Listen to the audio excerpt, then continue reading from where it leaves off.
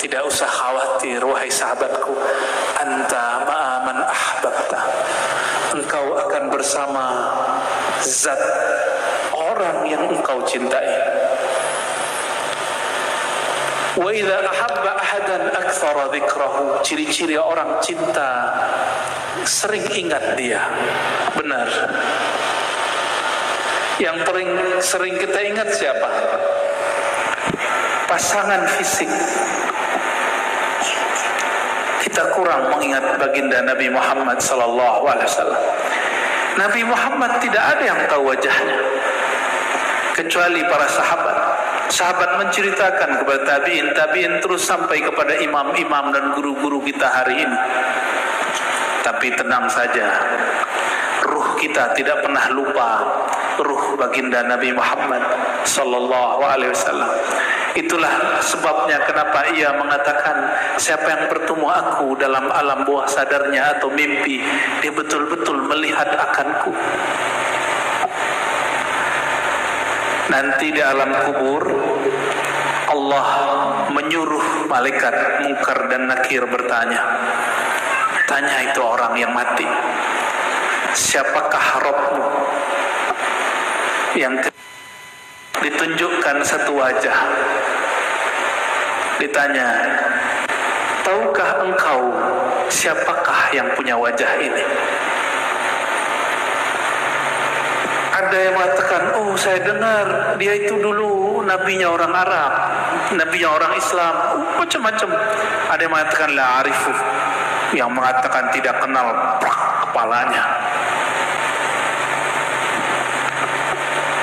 Padahal kita belum bertemu Rasulullah. Lalu apa modalnya?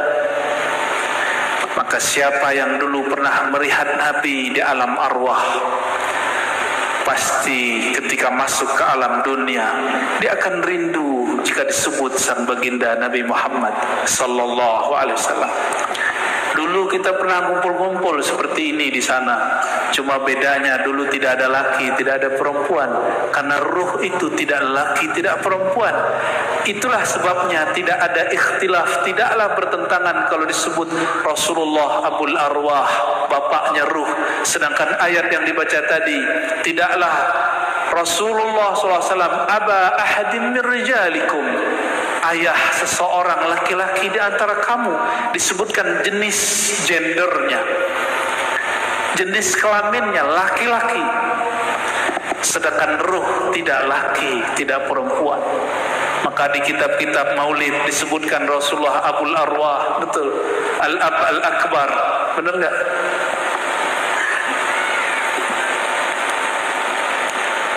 Ini modal kita, modal cinta.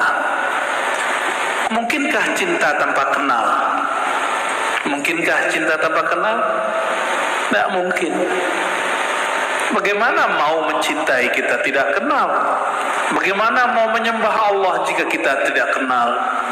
Apa yang disembah? Sembah batu, sembah Hajar Aswad, sembah batanya orang Mekah? Bukan. Kita tidak pernah menyembah Hajar Aswad. Bahkan kita tidak menyembah Sayyidina Muhammad sallallahu alaihi wasallam. Kita hanya menyembah Allah yang disembah sang baginda Nabi Muhammad sallallahu alaihi wasallam. Itulah sebabnya ada muncul satu kaidah. Kaidah ini disampaikan oleh Imam Yahya bin Mu'az Ar-Razi, salah satu imam salafus saleh. Tapi sampai di masa Ibn Arabi, Imam Ibn Arabi sering rohaninya bertemu rohaniah Rasulullah sallallahu alaihi wasallam. Beliau juga ahli hadis.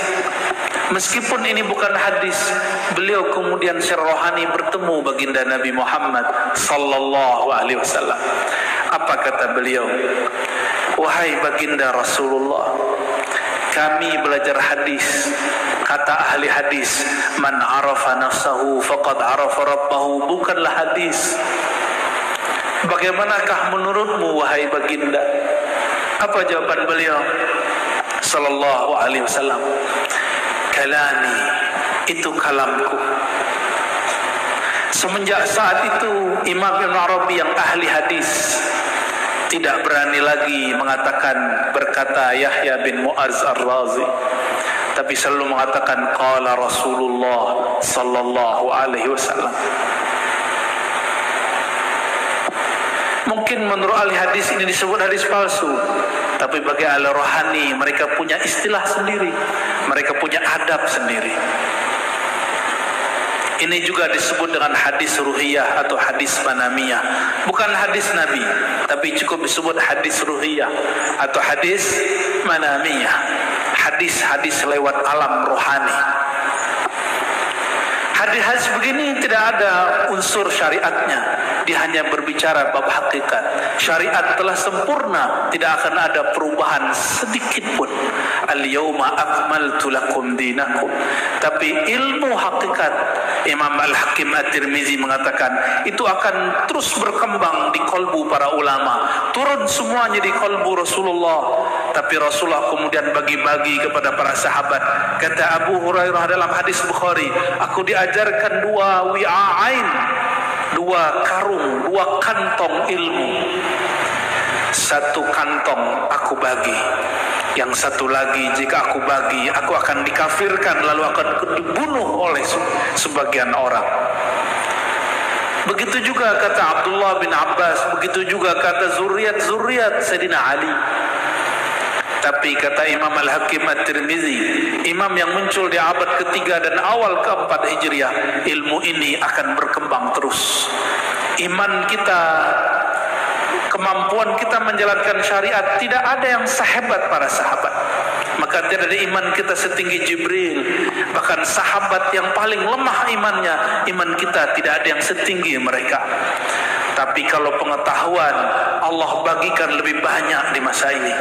Makanya sahabat kalau hidup sekarang dikasih smartphone bingung. Benar nggak? Dulu Imam Bukhari cari satu hadis sebulan. Sekarang cari satu hadis, buka dari Play Store dapat satu kitab. Benar.